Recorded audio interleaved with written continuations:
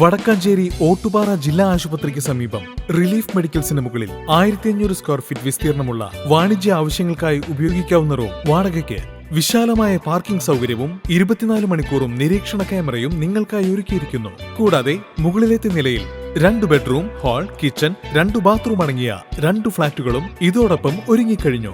മിതമായ നിരക്കിൽ ആവശ്യക്കാർക്ക് നഗരഹൃദയത്തിലെ ഈ കെട്ടിടം വാടകയ്ക്ക് ലഭിക്കുന്നതിനായി 8590888153 എന്ന നമ്പറിൽ ബന്ധപ്പെടുക. 7 വയസ്സ് മാത്രം പ്രായമുള്ള അതിജീവിതയെ ലൈംഗികമായി പീഡിപ്പിച്ച കേസിലെ പ്രതിക്ക് 32 വർഷം തടവും 1,20,000 രൂപ പിഴയും വിധിച്ചു. വെള്ളറക്കാട് ദുബായ് റോഡ് അരങ്ങത്ത് പറമ്പിൽ 63 വയസ്സുള്ള ഇബ്രാഹിമിനെയാണ് Vadakkanchery fast track POCSO special കോടതിയാണ് ശിക്ഷ വിധിച്ചത്.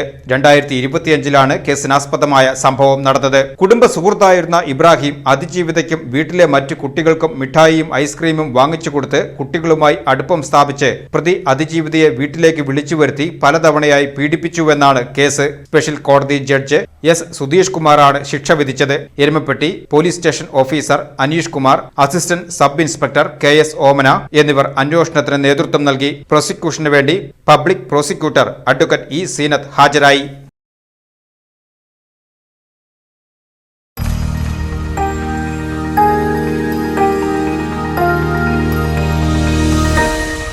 You are watching VCV News.